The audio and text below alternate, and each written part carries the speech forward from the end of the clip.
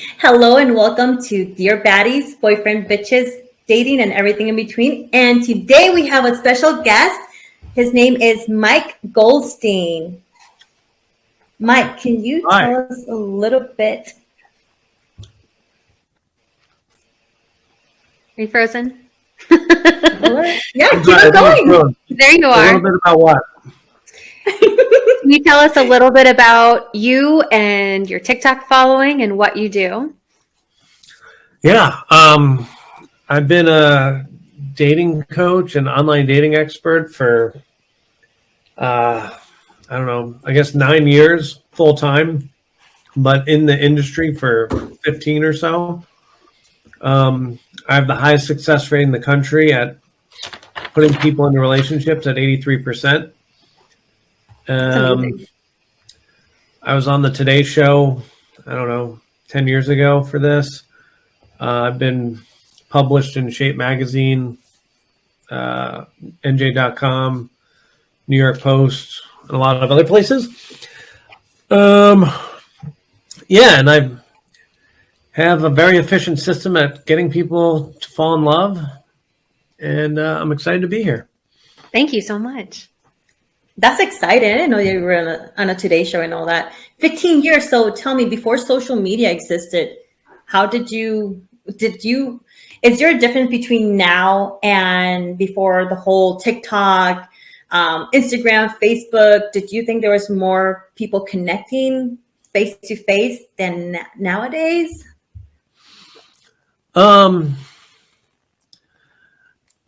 Yeah, I mean, in regards to my business, like everything used to be in person. Like I used to live in New York City. I mean, I started just offering people free advice and offering free sessions and teaching them. I mean, but even back then when I first started, online dating still existed. I mean, I don't know when Match.com got started, but I'm guessing about 20 years ago or so. It was a long time. Yeah, so I mean, Cindy, my first girlfriend, even when I was 16 years old, came from AIM. If you remember this, I don't know. I remember that. AOL? Yeah, AOL Instant Messenger. I said ASL to someone, age, sex, location. Oh my gosh, I remember that. And thankfully, it was actually a 16-year-old girl and not like a 70-year-old dude. But yeah, I then met her at a local mall. And then we hit it off, and then that was my first girlfriend at 16. That was online dating before online dating even existed. Wow, I remember those days. I mean, especially like Yahoo Chat. I know it's like you got into these rooms, and then you met other people and all that, and it was I forgot the ASL. And my grandparents actually met on Yahoo Messenger, so I've always grown up. Because I think they were married for about 20 years. So I grew up with them in that story. And that's her third husband, but we won't go there. So sorry, Grandma. Wow, that's really, completely, I forgot. I mean, is there things that you would bring from what you used to use like back then till now in order to improve dating? Or what are like relatively good things to help us in this dating world? Oh boy. I think there's two major pieces to finding your partner. The first big one is just like finding love in who you are and really, really embodying that. Historically, like I've gotten depressed over extended periods of time. But going on a journey of like finding what you love about yourself and being nice to yourself. And I mean, everyone has different issues. Like mine specifically is I need to be nice to myself. But whatever people's issues are is discovering who their parents are, what their grandparents were and how they treated them. And then how that trickled down to who you are. And then, solving whatever childhood trauma you have, even if you had the greatest childhood on the planet, which, my parents were amazing. I had a very easy life, but there's still things that have caused me to have things show up in dating. And I think everyone needs to at least discover what's going on there, discover who they are, start loving themselves, be able to articulate, their shit to a partner. And this is who I am. This is why I do that. And then once they can do that, then they need to seek out someone like me who is going to teach them a systematic process to find a person that's going to be compatible. And then they can, have an amazing partnership, if that makes sense. That does make a lot of sense. I actually had a dating coach last year. And after my divorce and all that and my breakup, I went ahead and I sought a lot of therapy. Therapy. I went to a psychologist, counseling, and then I also went a little bit deeper with that. But it actually helps, especially identifying all those trigger points, that trauma, things that why are you avoidant? Why are you not communicating? And then when you catch yourself doing those things, then you're like, hey, you know what? I want to communicate better. How can I change to become a better person? But not for that person, but for me. Well said. You would think. I think women are really, really good at seeking out therapy and trying to focus like on ourselves. But I feel like men are not as open as women are. I mean, I'm sure that, Mike, you've seen that. Do you think that that's an accurate statement? I mean, it's 100% accurate. The data shows let's look at book sales. 90% of self-improvement books that are sold are female bought. Men only buy 10% of the self-improvement books. I mean, that's a very telling story. And then I don't have the data, but if you look at how many people are signing up for therapy, I'm sure the percentages are wildly skewed towards women. But yeah, I think you're right. But my thing is, why is it that men, is it because is it a pride thing? Like, you need help. Why don't you seek help? How can you improve yourself? Or is it just like they just want to be in the same place? They don't have that ambition of bettering themselves. And it's just like, you know what? Whoever wants me, then come and get me. If they don't, then you know what? Whatever. A hole is a hole at the end of the day for them. Jesus Christ.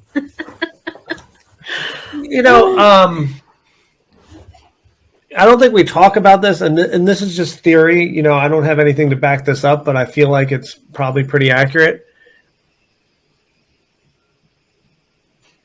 Growing up, men are taught to be tough, and so let's say a man, a boy, like falls down and starts crying. Everyone's like, toughen up, kid, get up, stop crying. Men don't cry, boys don't cry. Mm-hmm. And then it just perpetuates as we get older. Men are only useful when they can provide an income. Right? When men can, like, what woman wants to date a guy that makes, 20 grand a year? They don't. A man doesn't hit a woman's radar until he can provide something financially. And so with that being said, like, he doesn't have time to go in his emotions.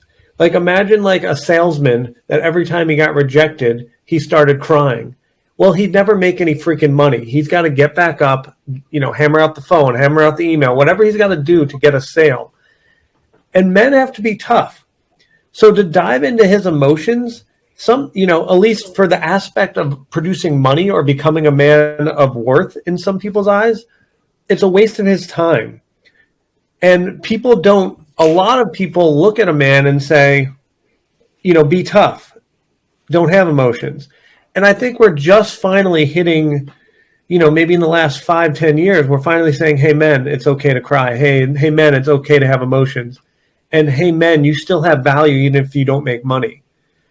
But I mean, it's hard. Like, and don't get me wrong, it's hard for women too. Like, women, we're still telling like, hey, you need to be beautiful, and men, you need to make money. But now we're finally saying to both sexes, hey, you don't need to be beautiful. You don't have to make money. It's okay to just be whoever you are. And so as a society, we're starting to become more accepting. But that's why I think less men are seeking out help, because that's not what society's asking for them to figure out their emotions. We're telling them, figure out your money and figure out providing value to society. Well, that But kind of no- leads me to a question is I saw something on TikTok recently where there was like a question asked and, you could stitch it or whatnot, but it was, should you date in the same financial realm as yourself? So I'm curious to know what your opinion is on that. Now, is this a woman looking for a man or a man looking for a woman? Let's put both ways. Yeah, I think on TikTok, I think what I saw was, a woman saying, should she make more than the guy that she's dating, or should you date, someone that makes about the same? So I guess in that context, it would be a man and a woman. So, like, I have a lot of clients that are females in their 60s that make a ton of money, like anywhere from like 200 all the way up to like $1 million a year. And so, especially once you're looking at 300K plus, there's only so many men that make 300K plus. So with these women, they're like, I'm not attracted to a man unless he, makes the same income as me. That's what they say to me.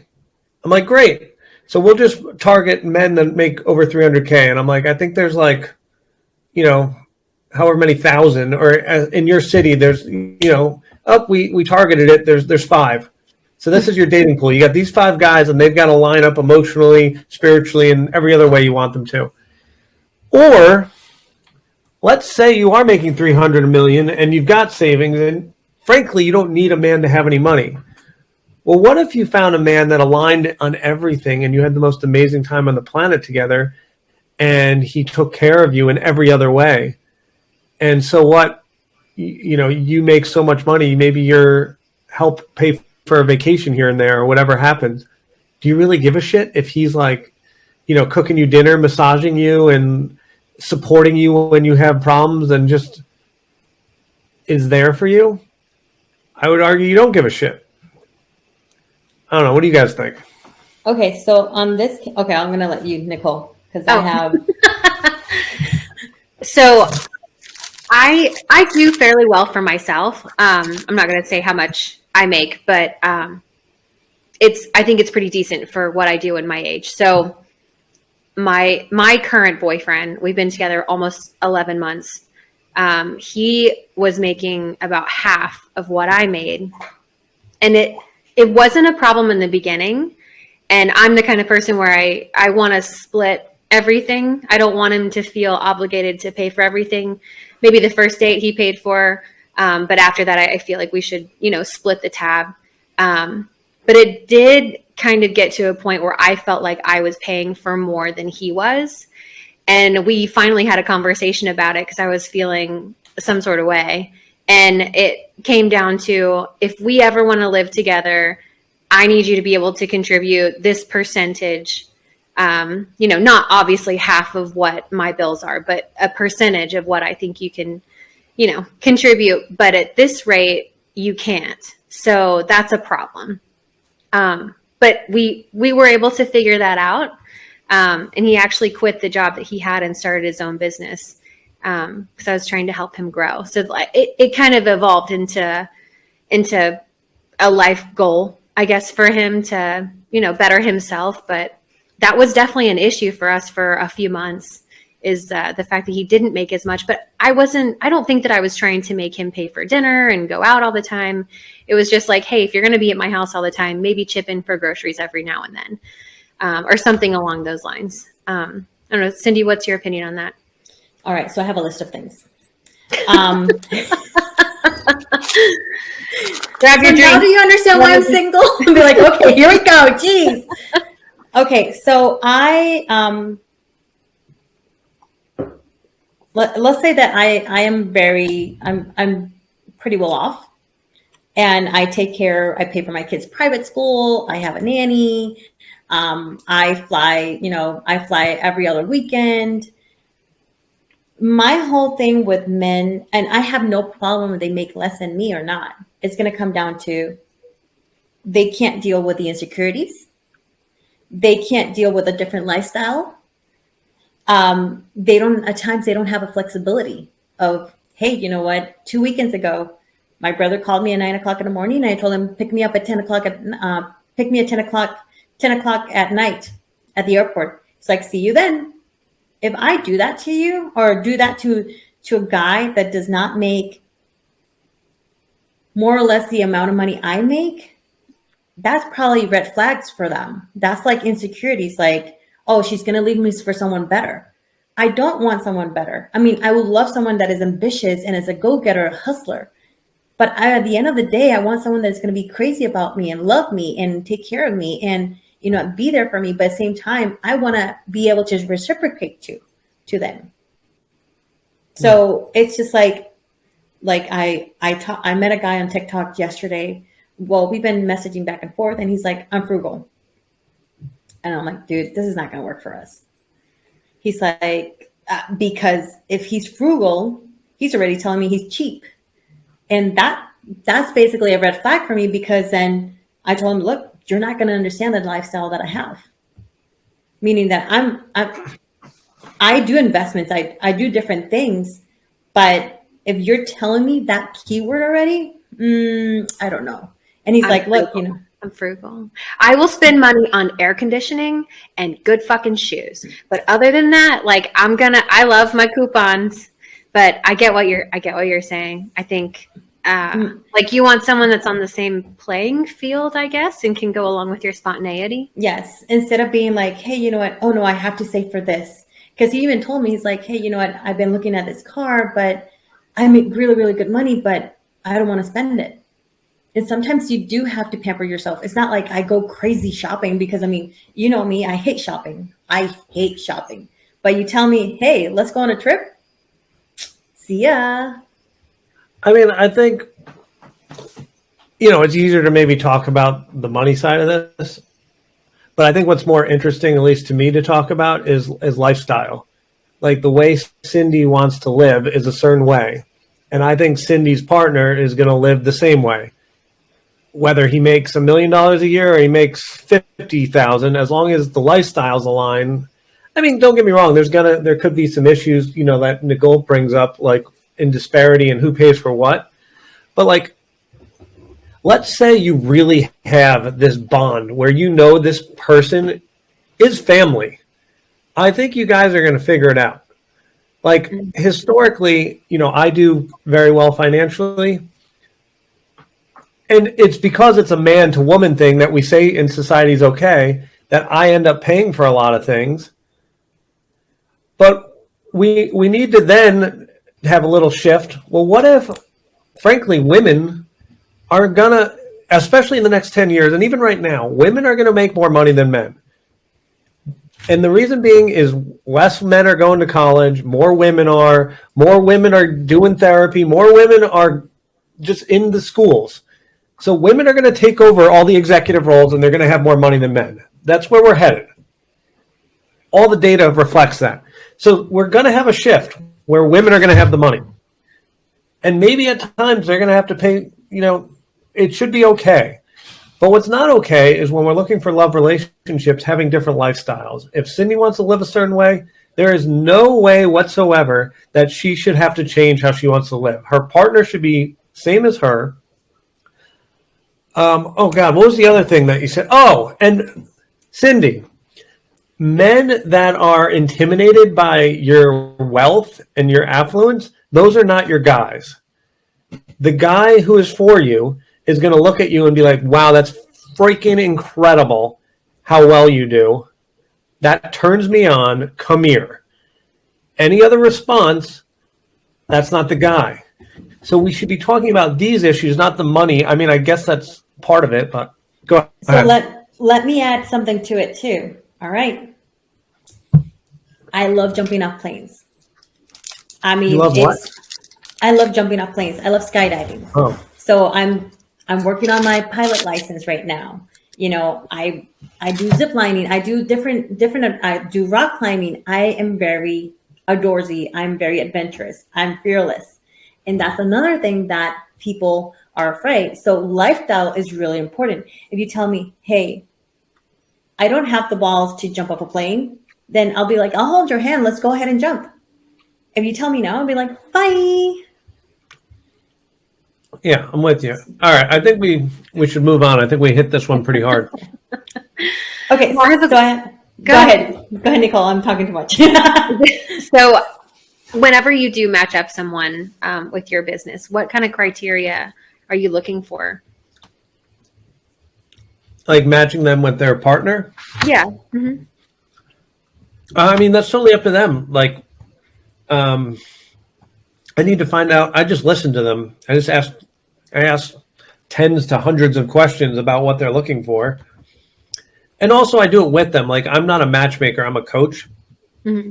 So we'll go online and we'll start messaging men.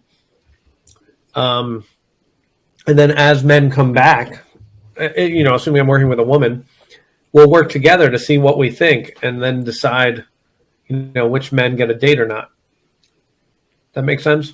That makes sense. Yeah. So you're coaching them to like on dating apps, right? To like write messages and try to connect that way? Or is it more? Well, most of my clients are older and we're on Match.com. Okay. In the perfect world, there's more information on a Match profile as opposed to like a Hinge or a Bumble. And so if we are going to online date, I'd prefer to have as much information as possible. What's your opinion of dating apps besides Match? Like, what do you think about Tinder and Hinge and Bumble? So I want to be clear. I'm the number one online dating expert in the country. But with that being said, I hate online dating. We've seen some pretty shitty dating apps or some profiles. I've tried to make a series out of it recently. Oh my gosh, yes, I have seen it. I mean, like everyone I talk to, or not everyone, like 95% of the people I talk to don't like online dating. It's not fun for the most part. It's a second job. Like falling in love, dating can be a lot of fun. You go out, you have a good time. You're in person, you're mingling, sitting in front of a computer, like that, it can kind of be a little fun, but ultimately the rejection, the ghosting, the not caring because it's not a real person because you haven't actually met them. Like we don't treat each other well, so it's not fun. And it doesn't matter how nice of a human being is if there's no consequence. It's just the internet. Like we're going to be mean to each other, even if we're good people. So it sucks. Yeah, it does. But with that being said, if you can figure it out with the right strategy, 1 out of 3 people get married from online dating. So if you can build some thick skin, build the right strategy, you can get some massive results. Do you have a top dating app that's your favorite besides Match, or is Match just the only one that you deal with? For folks that are probably like over 45, I'd say Match.com. And then maybe under 45, if you're looking for a relationship, I'd say Hinge. If you're looking just to have some funsies and maybe you're traveling, whatever, Bumble. I see, Cindy. No, I'm actually in 2 dating apps and that's it. So this is going to be silly, but right now I'm only in the League and Hinge, and I'm really not on those apps recently. It's been like a few weeks, and I'm most likely talking to more men on TikTok. And from TikTok, we switched to Instagram, and then we just start video chatting back and forth. That's interesting. The big problem I have with TikTok, there's so many problems with all of this, but the first problem with TikTok is you don't know what city the person lives in. So you could be matching with people that live far away. And dating's freaking hard. And it becomes so much harder when someone lives far away. Mm-hmm. And there's no real, a lot of these men that are probably matching with you, Cindy, it just all looks based. And looks based, and especially on TikTok, they're probably thinking sex. A lot of them are not thinking relationship. So, I don't know. Are you looking for sex or a relationship? A relationship, but I'm most likely like with these people, what I've been doing is just basically just friendship. because I want to build a solid foundation. If I don't have that solid foundation, then I can't do anything else. Like, I'm not going to waste my time and day if it's, how do I say this? I'll talk to different people on different social media platforms, but it's like friend based. Like, hey, how you doing? Checking in on you, blah, blah, blah. How's your day going? But it's just like, I'm just seeing, it's not like, it's like you're looking through a catalog right now. Mm-hmm. How did you meet your, I guess, the person that you're dating right now? Was it on an app or was it in person? Well, And of course, you don't have to answer that. hopefully I don't get anyone in trouble because it's a little risque, a little bit, or a little taboo. Have you heard of, oh boy, you can get someone in trouble. Go for it. Go for it. Peer pressure. All right. I'm sorry if this gets anyone in trouble. I'm honest. Have you heard of the matchmaking company Talkify? Yes. No, I have not. All right. So it's a very big matchmaking company. It's throughout the United States, I believe. I don't know if it's all cities, but they're in a lot of cities. And they've got a big operation. Anyway, I'm signed up through there. One of the matchmakers was trying to set me up on a date. And eventually we came to the idea, both of us agreed that the client didn't make sense for me. But the matchmaker, I kind of liked. And apparently she liked me. So I kept it professional, so did she the whole time. But then a week later, I messaged her and I'm like, hey, I'd like to take you on a date. So I don't think either one of us were supposed to do that, but I love that. I think that's great. now we like each other. Hey, then you never know. You never know. Unexpectedly. Mm-hmm. So Talkify. So what do you think about matchmaking companies? Because I did sign up for one last year around this time, and I canceled it all of a sudden because, I felt I wasn't ready. I love the idea. I think, especially like if you get a good matchmaker that can also coach you, or if you come to the table like already have done your self work, I think a matchmaker can be amazing. But personally, and the reason I became a coach is I truly believe a coach, like, you can't necessarily buy love. You've got to kind of do the work. So I think that's part of what coaching is. Like, all right, fine, Mike, I can't buy love. I'll do the work. But this freaking thing sucks. Online dating sucks. And I have to do it all by myself. And I don't want to. I'd like a support system. Like anything else I wanted to do, I could hire someone and they would help me. And no one knows that dating coaches, love coaches exist. Well, why can't I do it with Mike? We'll have as much fun as we possibly can, like laughing when we get ghosted or laughing when some guy is a dick. And then we move on to the next one. Or, ooh, that guy looks like a gremlin. Let's move on to the next guy. Like, have some fun with it, but also have someone who's a freaking expert that's partnered with Match, OkCupid, Harmony for 10 years, that has all the data, can optimize the process, and zoom you through this that, would take you, 10 years to learn on your own. Instead, I just give it to you in a minute. Here's the optimized process.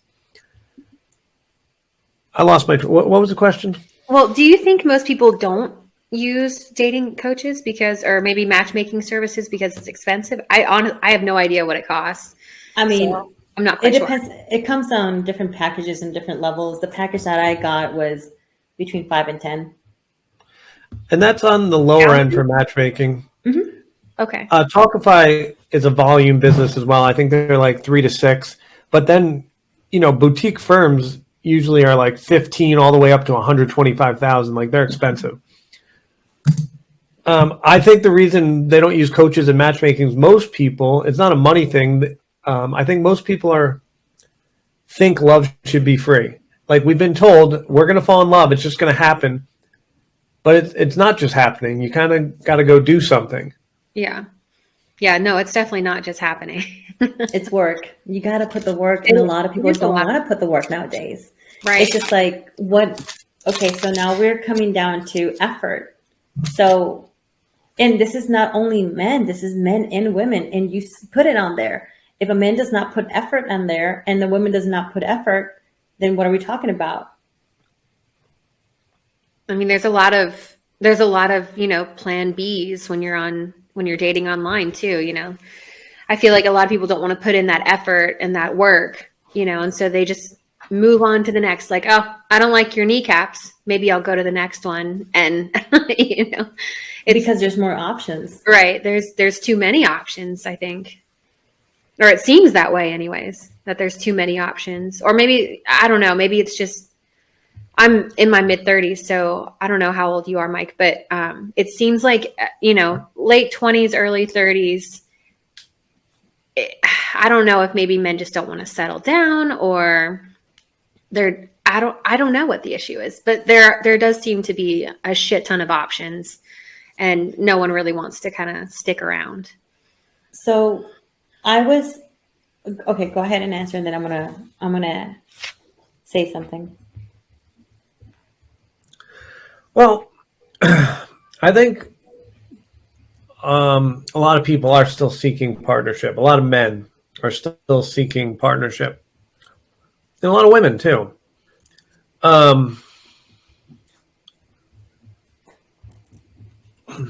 There's just so much things getting in our way. Like the stress of life.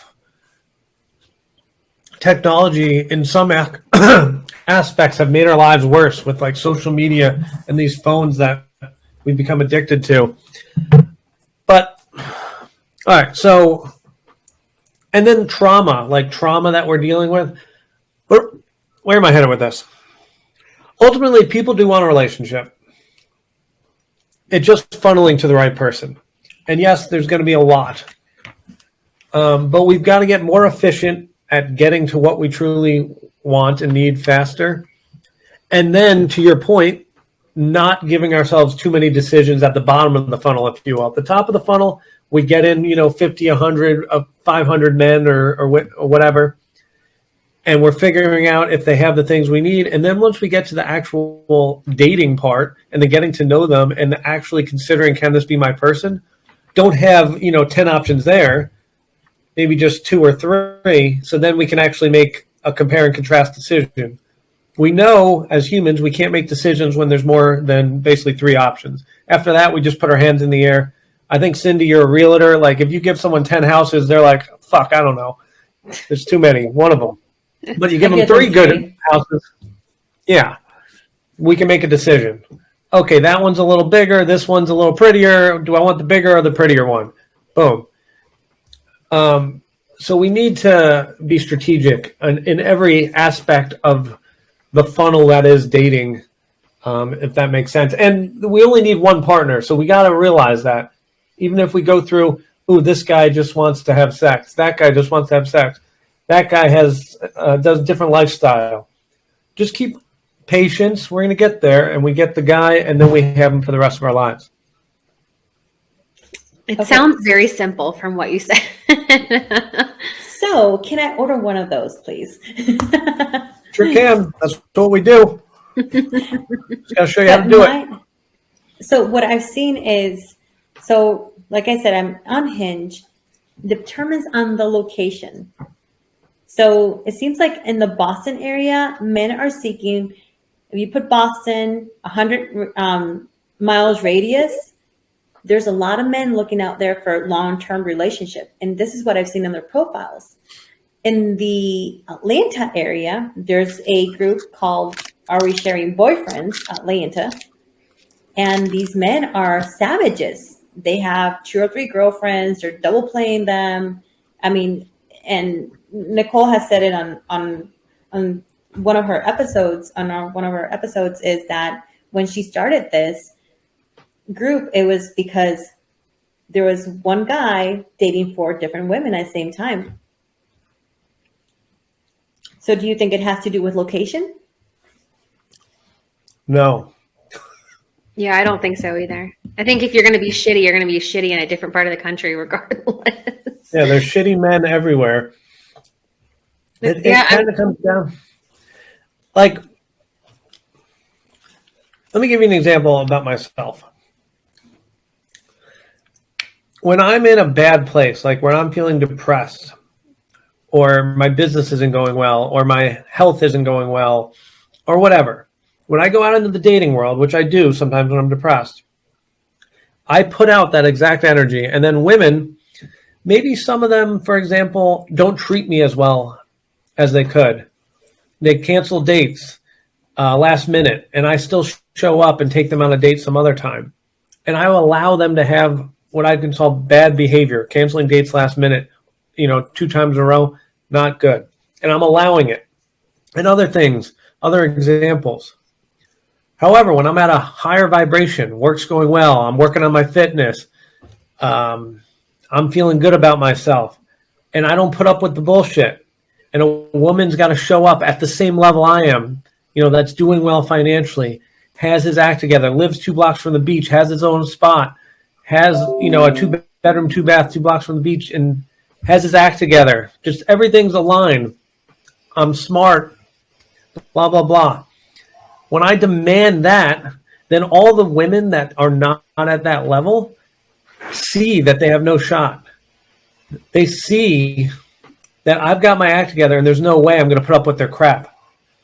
And so when men come and demand a certain standard, everything else just bounces off. And then when something equivalent comes near them, then they can go on dates and see if it's a fit. But you're not going to have these guys playing these games when you're demanding higher. High value woman will get a high value man. Simple. That is true.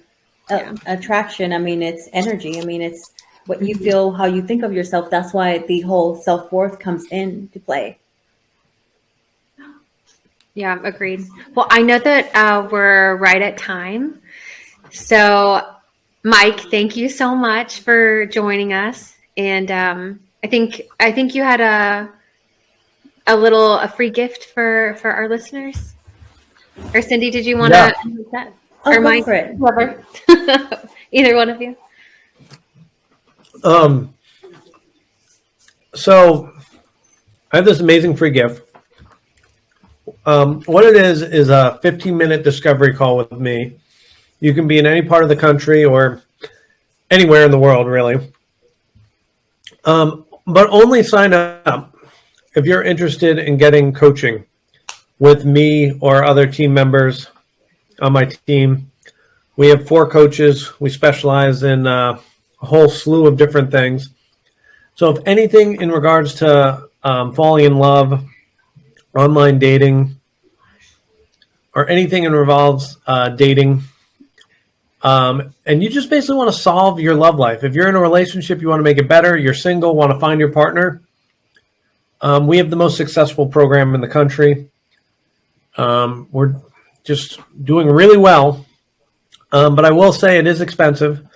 So be ready, have done some self-work. If you're in a place where you're feeling mostly good about yourself and just all you want is your partner, or all you want is to improve your current relationship, and you're ready to invest in the process, then sign up for this. We're going to do the work together, and we're either going to make your relationship amazing, we're going to kick that to a curb, or if you're single, we're going to get you the most amazing partnership of your life. I'm not talking about mediocre. I'm talking about the relationship that is the last one. We're not going to waste our time with ones that are kind of good. I'm talking about the relationship. Then, go in there, go click the link to sign up for a discovery session, and we're going to change your life forever. Awesome. Thank you so much. And we'll go ahead and post that link when the podcast is posted too. So this is Mike Goldstein with Easy Dating Coaching. You're listening to Dear Baddies, Boyfriends, Bitches, Dating, and everything in between. Thank you guys for listening and have a great night. Have a great night, guys.